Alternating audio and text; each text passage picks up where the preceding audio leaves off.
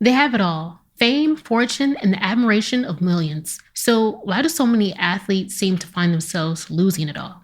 There are many reasons, but a lot of it can be attributed to unchecked egos and emotions. Violent outbursts that football players and other athletes have, they aren't always obvious, but the pattern has grown harder and harder to ignore. And in a sport built on power and pain, sometimes the line between discipline and destruction get blurred. And this story today is about a woman named Sharika Adams, and a football player who no one expected to shatter lives beyond the game. Sharika was happy when her on-again, off-again boyfriend Ray had called her out of the blue because their relationship had been rocky ever since she told her boyfriend that she was pregnant. Now, Sharika, she was happy when she found out she was pregnant because she had always wanted to start a family and she wanted them to be together. But her boyfriend didn't feel the same way, and he actually wanted her to get an abortion. They went back and forth about whether she should keep the baby or not, but ultimately, Sharika decided that she would keep the baby. And Ray was very upset about this because he was at the height of his career and he didn't want anything to get in the way of what he was doing. Although Sharika and Ray had different views about her pregnancy, Sharika still held on to this hope that they would make things work and they would recapture the bond that they had. See, the two, they first met at a pool party, and Sharika, she had gone with a friend, and Ray, he went with some teammates of his. And it was crowded, but somehow they ended up locking eyes. And when their eyes met, to Sharika, it felt like fate. Ray's charming smile, his infectious laugh, and his just effortless confidence drew Sharika in, and she truly believed that he might be the one. Now, some assume that Sharika was drawn to Ray just due to his status or the lifestyle that he could offer her, but this couldn't be further from the truth because she was very hardworking, just like her parents had taught her to be, just like they were. And she had several jobs, working as a real estate agent, doing modeling, as well as dancing at a nightclub even. Her feelings for him, they were real, and it was way beyond the money. So real, in fact, that she introduced him to her father not long after they began seeing each other, which if you've ever dated before, then you know that meeting the parents is a big deal. I mean, it's usually the last stage when someone is letting you know that you take that person very seriously. Sharika loved Ray, and she longed for the closeness that they once shared. And despite their recent disagreement, she still believed that there might be a chance to rebuild what they had. So when Ray called her and asked her to go to the movies, she took it as a sign that he might be rethinking everything, that maybe he was ready to step up and fix things between the two of them. So Sharika got dressed and she drove to Ray's house for their movie date. But when she arrived, it didn't feel like a date night at all. Ray wasn't even ready, not even close. So she waited quietly in the living room and she just saw a lot of unfamiliar men come and go out of his house. And with each passing minute, something just felt off to her. And this unease sat heavy in her chest. And at one point, she was watching two guys and there was a weird transaction going on. I mean, her instincts just screamed louder that something was off. And unable to shake this feeling, Sharika called her mom, confiding in her about the whole odd atmosphere, the shady people, and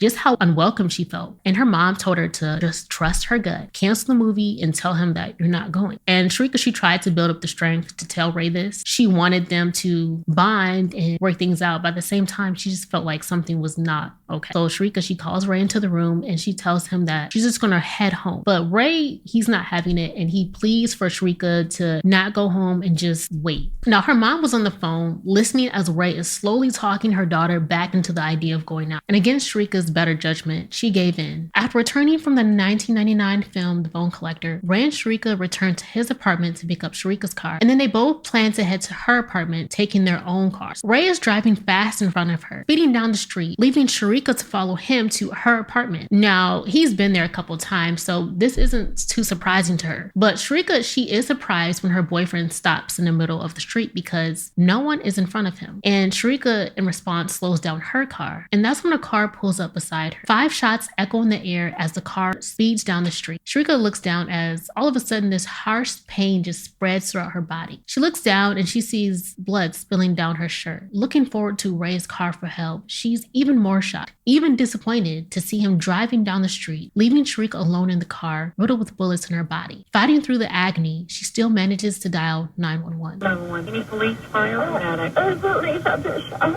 8 months pregnant. Okay, ma'am, you're 8 months pregnant. You've been shot. You're at Wessex Square. Information about what kind of car it was?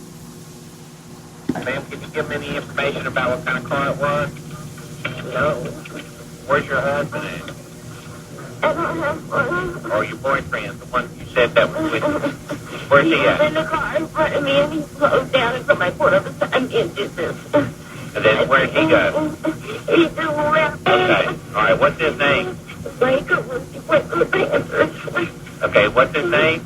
Ray Carruth. Ray Carruth. 89. Sharika is rushed to the hospital immediately and taken into surgery for her injuries. Sharika was shot 4 times, once in the neck and 3 times in the back, with one missing her. Sharika goes straight into surgery to remove the bullets, and tubes are put down her throat for breathing. Once her breathing is controlled, doctors focus on her baby, who, due to Sharika's injuries, has been deprived of oxygen for over an hour. He has brain damage, and he is diagnosed with cerebral palsy. Once Sharika and the baby are in stable condition, police and detectives talk to her about the shooting. With Sharika's handwritten account of events and the 911 call, the police's number one suspect is her boyfriend Ray Carruth, the Carolina Panthers football player. Now, police, they call Ray down to the police station, and Ray, he doesn't answer many of the police's questions, and he insists that he didn't have anything to do with the shooting and that he wasn't even on that side of town. But police, they don't believe him, especially after the 911 call that Sharika made that night, saving her and her baby's lives. With no solid evidence yet to be fully charged, police make a deal with him, stating that they would release him on bail on the condition that if either Sharika or the baby passed away, he would turn himself in immediately. This was an agreement I had never heard of before, and I'm sure many others haven't either. I mean, it just seems crazy that someone would be released under such conditions. At the time, though, police and detectives, they likely believed that he wouldn't flee the city.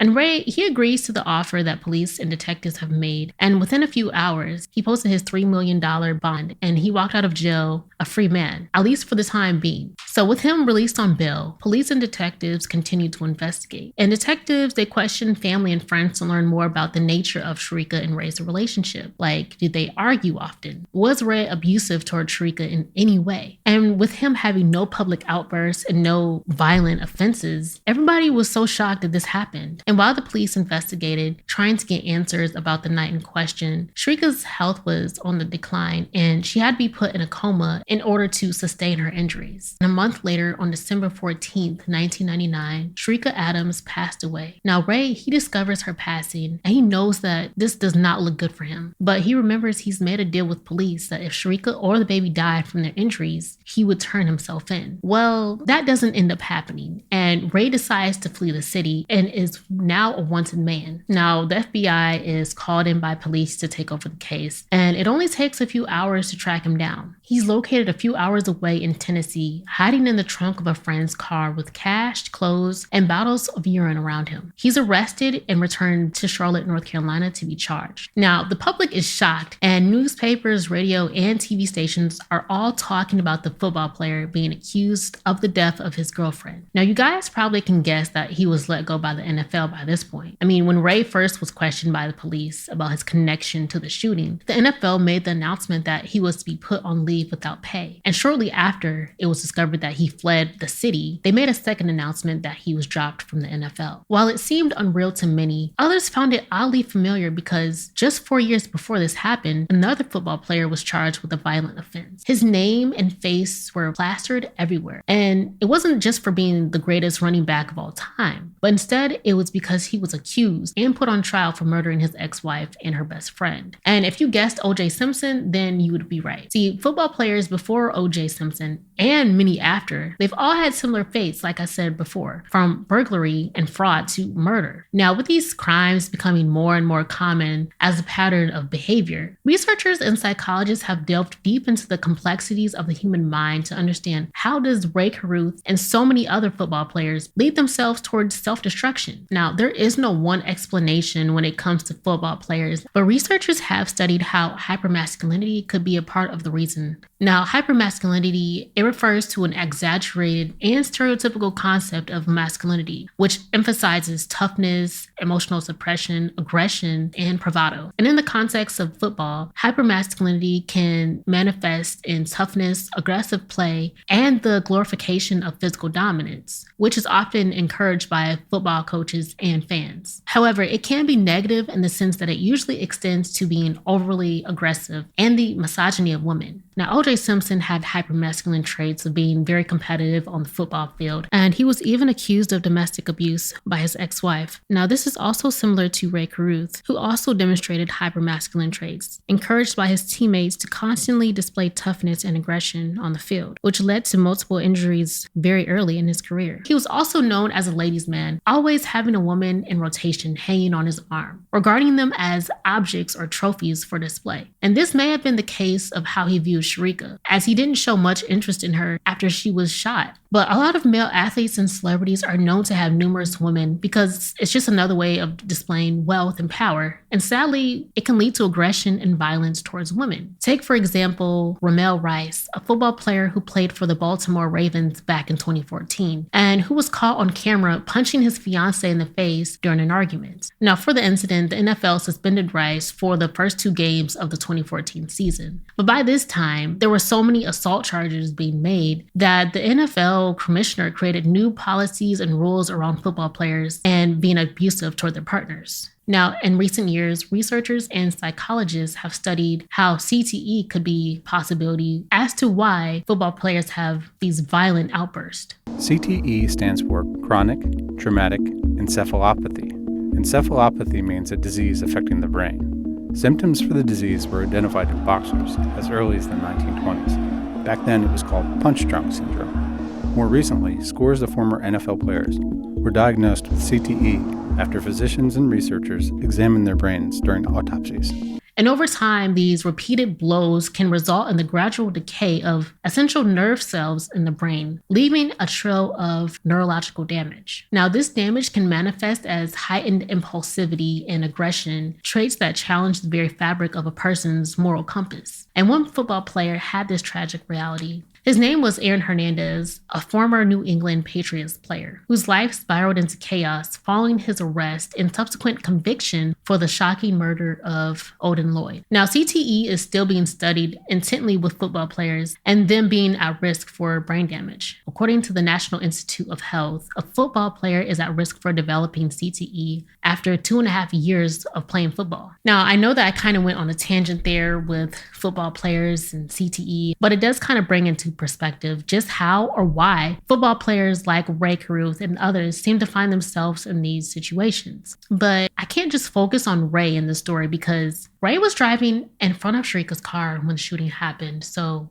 who shot Sharika Adams? Police and detectives, they uncover this answer through numerous ways. Starting with the crime scene where shell casings were found by Sharika's car. Ray's cell phone records that indicated that Ray had made several calls to 2 specific numbers, one in which he called from his home that night, and also surveillance footage was all taken into account, leading to 2 suspects, Michael Kennedy and Van Brett Watkins, a man known to police all too well due to his extensive criminal record. They discovered that Watkins and Ray had spoken over the phone with each other days before the shooting, with evidence pointing to Watkins. He knows that he'll be charged, and even with the possibility of facing the death penalty. Watkins decides to tell the police everything that happened that night, telling police how Ray was behind the whole shooting and who was all involved, which ended up being 4 people. Van Brett Watkins, Michael Kennedy, a friend of Michael Kennedy's named Stanley Abraham, who happened to be in the car that night, and police's number 1 suspect from the beginning, Ray Carruth. In January 2001, Ray Wiggins, also known as Ray Carruth, and the other 3 men faced trial. The courtroom is packed with people wanting to know the fate of the former football player. Now, there are many for and against Ray, some defending Ray Carruth and speaking of his good character and him just being a family man who would never hurt Sharika and their unborn child. There's testimonies in the courtroom that seem to stick out. Michael Kennedy's testimony revealed key details about the hit on Sharika,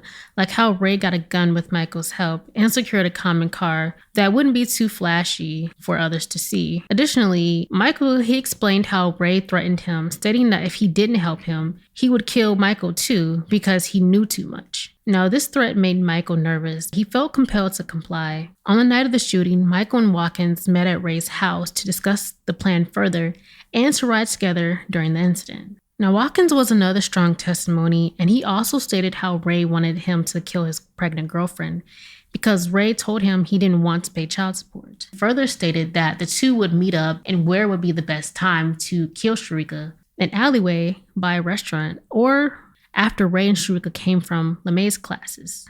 Watkins further said to the court that Ray agreed to pay him to shoot Sharika. Watkins says that the two had been planning her death for months, and the two even established a code to talk about the murder, like, I don't want the dog to get out, I need the fence, which was code for he doesn't want the baby to get out, he needs Sharika killed. Now, Watkins further said to the court that Ray agreed to pay Watkins for the crime. Now, another witness statement that really stuck out to the jury was Amber Turner, which was one of Ray's former girlfriends. And she took the stand and she told the court that Ray wasn't the father of the year that he depicted himself to be, saying that he once told her how he threatened a former girlfriend of his, saying that he would kill her because he didn't want to pay child support. And Amber took this as a joke at first, and she didn't really think much of it. That's until she became pregnant herself, which was just 2 years later. So then I called his home phone and I left him a message and I cussed at him and said, I'm pregnant. And he called me back at 4 a.m. sometime and said, you better be joking, you better be joking. I just told him, F you, I was trying to talk to you, you didn't have any reason to hang up on me, I'm pregnant, and hung up. When he called me back, he said, you better be joking, you better be joking. You can't have no kids, I ain't having no more kids with somebody I'm not gonna be with, and no, F this, you ain't, Amber told Ray that she had become pregnant. He was cold towards her and he just asked her to get an abortion. He also said something that really stuck out to her and made her afraid of Ray. He called me and again expressed, I'm not having any kids with somebody I'm not going to be with, and I'm not going to be with you. I already told you I don't want kids with you, and told me don't make me make me send somebody out there to kill you. I'd do it, and basically, was upset with me, telling me, you can't have this baby. So she later ended up getting an abortion. But Ray and her still remained friends. They stayed in contact, and he later called her telling Amber how he had gotten a woman pregnant and he didn't want her to keep the baby, in which she later found out he was talking about Sharika Adams. Now, Ray, through his lawyer, states that he was not present the night of the shooting and that he had no involvement whatsoever. Instead, Watkins was solely responsible for shooting Sharika. Why would Watkins want her killed, or why would he shoot Sharika? Because it was fueled by revenge for Ray, who had backed out of a drug deal the two had last minute, which doesn't really make sense because why would he shoot Sharika and not Ray himself? He knows a lot more information about Ray than he does Sharika. So why not just shoot Ray? In response to the witness statements saying that Ray didn't want to pay child support, Ray's team argues that he is financially well off and that paying child support wouldn't be an issue, especially considering that he is a professional football player. However, just because he has the money doesn't mean he wants to. Did he truly want to harm or kill his girlfriend to escape the responsibility of being a father? Now, Ray, he tries to prove to the court that he does want to be a part of his son's life. And while on trial, he actually assembles a team of lawyers, specifically seeking out those who have expertise in child custody cases, planning to gain full custody of his son if he's able to get out of jail. And mind you, this is the same man who is on trial for the death of his girlfriend. And given the evidence and the witness statements, it increasingly appears that he may not be able to keep his son and end up in prison. After a few months on trial, the jurors deliver a decision. We, the jury, return the unanimous verdict as follows: that the defendant, Ray Lamar Carruth, is guilty of discharging a firearm into occupied property, guilty of using an instrument with intent to destroy an unborn child,